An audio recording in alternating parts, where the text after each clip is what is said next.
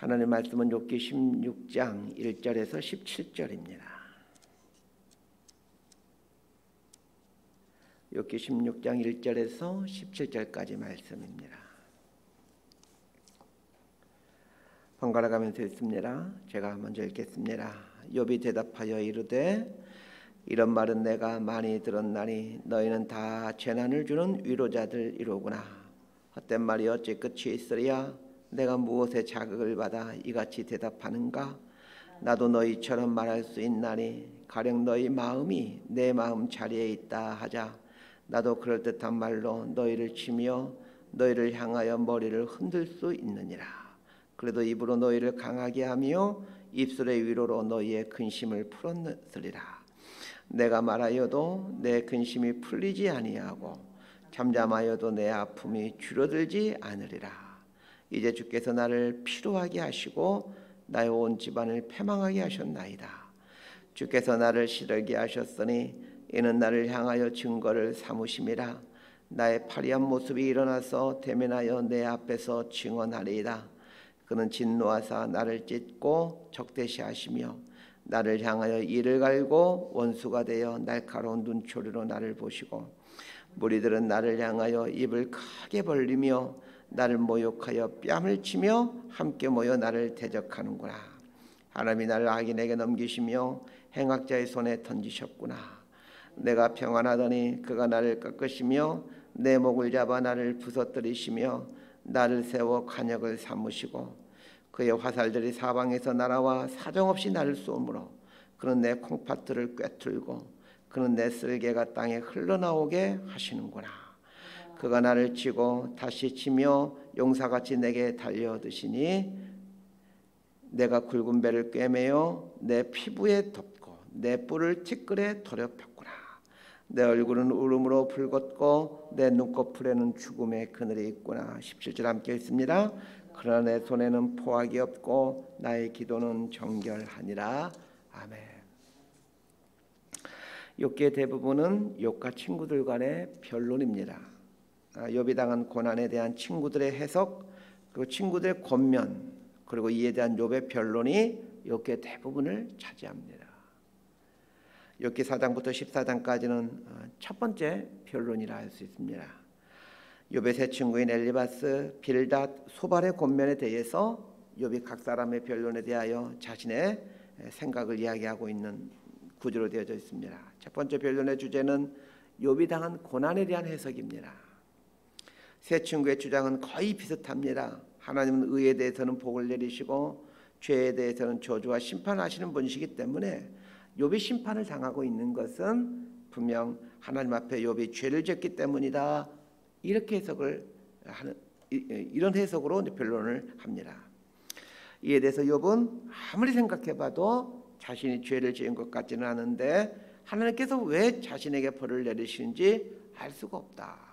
이렇게 얘기를 합니다. 이것이 첫 번째 변론의 핵심입니다. 욥기 15장부터 21장까지는 두 번째 변론입니다. 두 번째 변론 역시 엘리바스가 가장 먼저 말하고 이에 대해서 욥이 답변하고 이어서 빌닷이 말하고 또 이에 대해 욥이 답변하고 이어서 소발이 말하고 또 욥이 답변한 형식으로 되어져 있습니다. 두 번째 변론의 주제는 악한 자의 궁극적인 운명에 대해서입니다. 오늘 본문은 이 엘리바스의 권면에 대해 욥이 변론하는 내용입니다. 오늘 본문을 잘 이해하기 위해서는 욥기 15장에 나오는 엘리바스의 이제 변론을 좀 알 필요가 있겠죠. 욥과 욥의 세 친구의 첫 번째 변론이 끝나자 엘리바스는 욥에게 인신공격을 합니다. 엘리바스가 하는 인신공격은 욥, 네가 말하는 모양이나 태도를 보니 너 정말 교만한 사람이구나. 어떻게 하나님 앞에서 자신이 죄인임을 인정하지 않느냐. 우리가 지금까지 말한 모든 것들은 하나님의 충고인데 네가 듣질 않는구나. 그렇기 때문에 너는 분명 악인이고 미련한 인생이구나. 악인과 미련한 인생은 그 결말이 심판일 수밖에 없다. 그래서 네가 지금 심판을 당하고 있는 거다. 이렇게 말을 합니다. 이에 대해서 이제 욥이 엘리바스 말에 답변하기 시작합니다.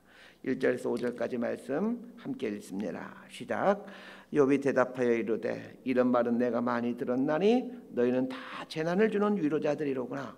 헛된 말이 어찌 끝이 있으랴. 내가 무엇에 자극을 받아 이같이 대답하는가?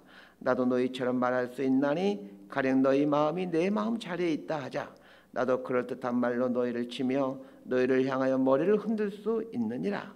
그래도 입으로 너희를 강하게 하며 입술의 위로로 너희의 근심을 풀었으리라.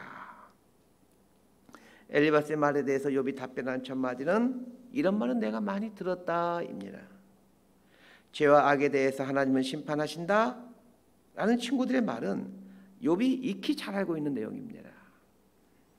욥이 고통스러워하는 것은 엘리바스의 말처럼 하나님은 죄와 악에 대해서 심판하시는 분이신데 아무리 생각해봐도 자신이 하나님 앞에 죄를 지은 것이 무엇인지 알 수가 없다는 것입니다. 하나님의 보편적인 원칙인 인과응보의 원칙을 뛰어넘는 그 이상의 섭리를 욥은 알고 싶어 하는데 욥의 친구들은 욥이 알고 싶어하는 그 인과응보의 원칙 너머에 있는 하나님의 섭리와 지혜에 대해서는 전혀 말해주지 못하고 있다는 겁니다. 저는 오늘 본문을 보면서 성도들이 목회자에게 요구하고 있는 것이 이런 게 아닐까 하는 생각을 해보았습니다. 대부분의 그리스도인들이 알고 있는 그 보편적인 원칙 그 너머에 있는 하나님의 어떤 신비하고 특별한 섭리를 목회자를 통해서 듣고 싶어하는 건 아닐까 하는 생각을 해봅니다. 사실 보통의 그리스도인들은 하나님의 보편적인 뜻이나 섭리를 알고 있습니다. 초신자가 아닌 이상 하나님의 보편적인 섭리에 대해서 어느 정도 알고 있습니다. 목회자를 통해 기대하는 것은 이 보편적인 섭리를 알고 싶어하는 것이 아닙니다. 보편적인 섭리 너머에 있는 좀 더 신비하고 특별한 뜻들을 알고 싶어합니다. 특히 큰 어려움이나 고통 중에 있을 때 이러한 갈망은 더 생기곤 합니다. 이런 갈망에 대해서 시원스럽게 답을 해줄 수 있으면 참 좋을 텐데 사실 이런 갈망을 만족시킬 만한 능력이 없다는 것을 알기에 목회자인 저도 답답합니다. 이것이 저의 고민입니다. 그래서 보편적인 설교를 하지 않으려고 나름 애를 써보긴 하는데 그것이 너무나도 어렵다는 겁니다. 왜냐하면 그렇게 하기 위해서는 제 스스로가 보통 사람들이 경험하지 못한 그 깊은 단계의 삶들을 살아가면서 거기서 깨달은 하나님의 섭리를 말해줘야 되는데 그게 쉽지 않습니다. 욥의 친구들에게 기대하는 것은 욥이 알지 못하는 그 이상의 지식입니다. 하나님에 대한 그 깊은 그 신비한 지식을 알기를 원하고 있는데 욥의 친구들이 말해주고 있는 권면들은 하나같이 욥의 상황에서 보면 한 단계 아래에 있는 내용들입니다. 수학으로 따진다라면 욥은 지금 곱셈이나 나눗셈을 얘기하고 있는데 욥의 친구들은 덧셈이나 뺄셈의 차원에서 지금 욥을 가르치려고 하고 있는 겁니다. 욥이 지금 원하는 것은 곱셈이나 나눗셈을 뛰어넘는 미적분이나 통계, 함수 지금 이런 내용을 듣고 싶어 하는데 욥의 친구들은 덧셈과 뺄셈의 차원에서 얘기하고 있으니 이게 답답한 노릇입니다. 학교 다닐 때 배웠던 미적분이나 함수는 사실 언어이 되어 사회생활하는데 그렇게 필요하지는 않습니다. 시장에 가서 물건 사고 집을 계약하고 은행 업무를 보는데 미적분 함수 사용되는 경우 거의 없습니다. 덧셈, 뺄셈, 곱셈, 나눗셈 정도만 알아도 살아가는데 별 지장 없고 수학이 필요한 경우에도 대부분이 덧셈, 뺄셈, 곱셈, 나눗셈 정도에서 해결이 됩니다. 이건 우리 삶에 일어나는 문제들이 그렇게 복잡하지 않다라는 겁니다. 그런데 욥의 경우는 달랐습니다. 욥의 삶에 일어나는 이거는 간단한 수학, 덧셈, 뺄셈 이런 걸로 해결할 수 있는 문제가 아닙니다. 욥이 당하는 고난은 보통의 사람들이 겪는 일반적인 차원의 고난이 아닙니다. 덧셈, 뺄셈, 곱셈, 나눗셈으로 해석할 수 없는 고난입니다. 욥은 지금 친구들에게 미적분이나 함수의 차원으로 자신의 문제를 해석해 주기를 원하고 있는데 친구들은 욥이 이미 오래전에 뛰어넘은 덧셈과 뺄셈에 이야기하고 있으니 얼마나 답답할 노릇입니까? 그래서 2절 하반절에 뭐라고 말합니까? 너희는 다 재난을 주는 위로자들이구나 라고 말합니다. 위로하는 것 같은데 실은 전혀 위로가 되지 못하고 있을 뿐만 아니라 나를 더 고통스럽게 한다라는 말입니다. 전 욥이 말하고 있는 너희는 다 재난을 주는 위로자들이구나 라는 말 앞에서 혹시 내가 성도들에게 재난을 주는 위로자는 아닐까 하는 생각을 해봅니다. 성도들도 다 알고 있는 그 평범하고 수준 낮은 마치 덧셈이나 뺄셈의 수준에서 성도들의 삶을 지도하는 목회자는 아닌가 생각해 봅니다. 그런 측면에서 삶을 경험하고 삶을 고민한다는 것은 참으로 중요한 문제입니다. 그래서 우리는 더 깊어지기 위해서 삶을 경험해야 됩니다.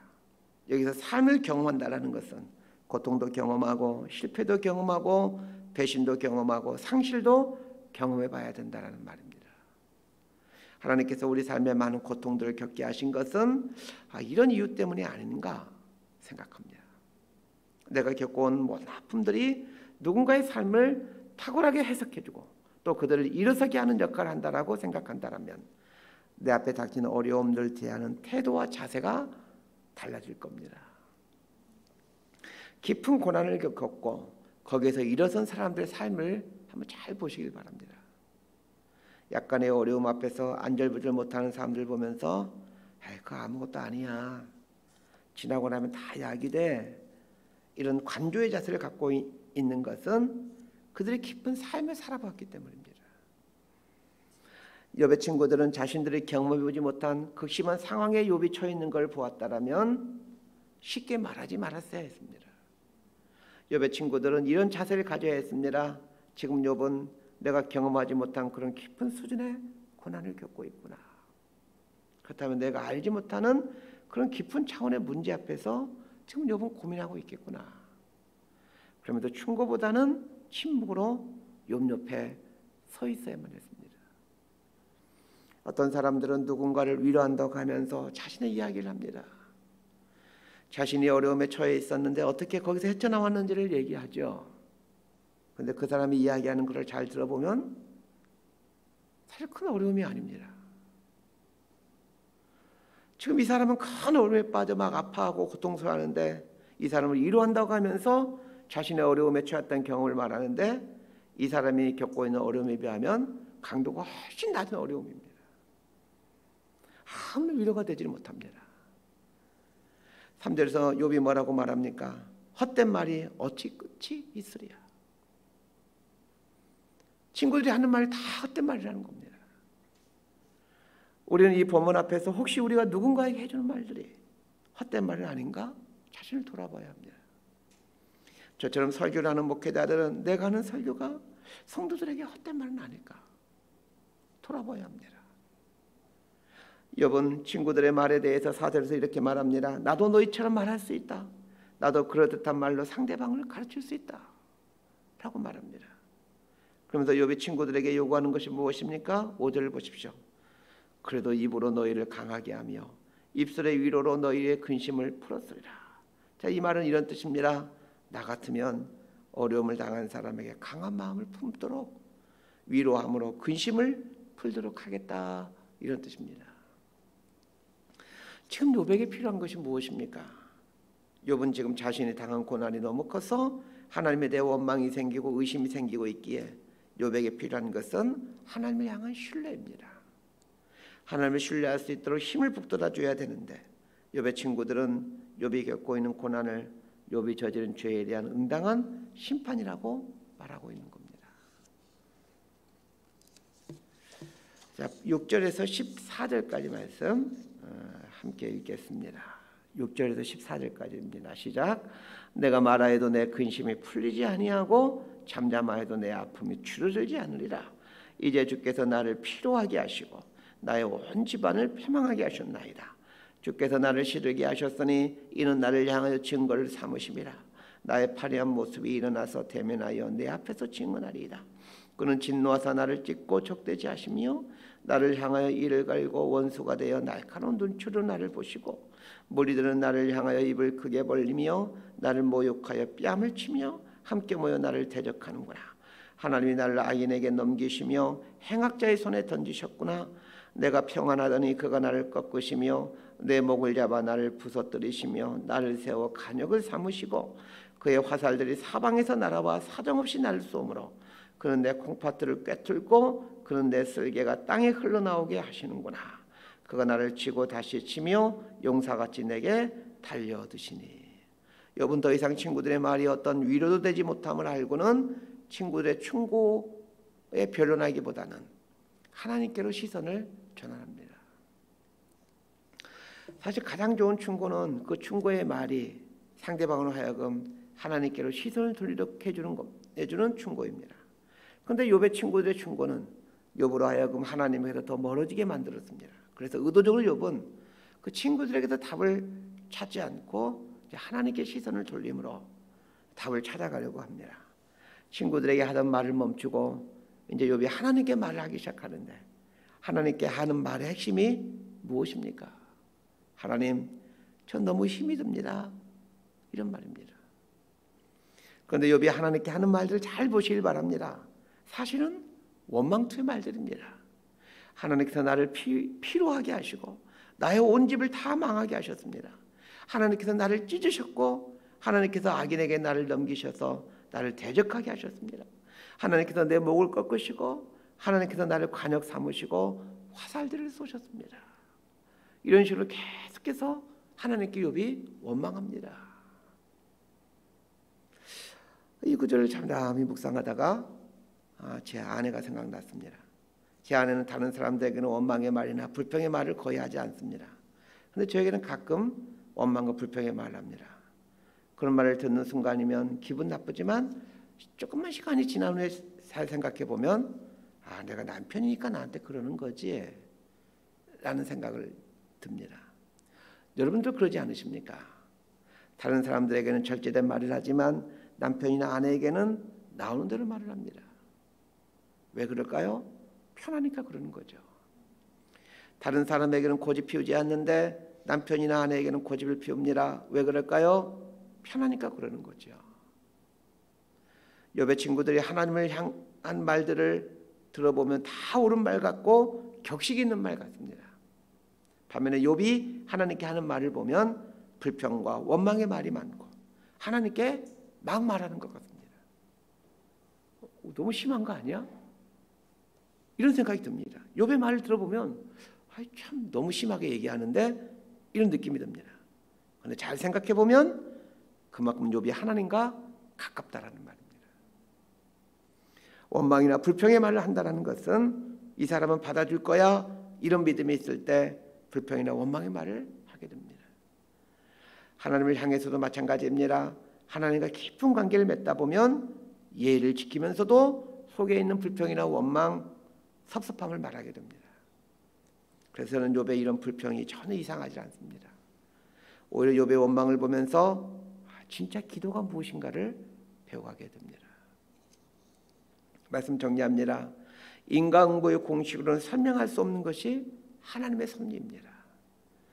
왜냐하면 하나님은 너무나도 크신 분이시고 하나님이 하시는 일은 인간이 헤아리기 어려운 일이기 때문입니다. 우리는 해석하기 어려운 일을 겪을 때 우리가 얼마나 작은 존재인지를 깨달아가야 합니다. 내가 너무 작아서 이걸 해석할 수가 없구나 깨달으셔야 됩니다.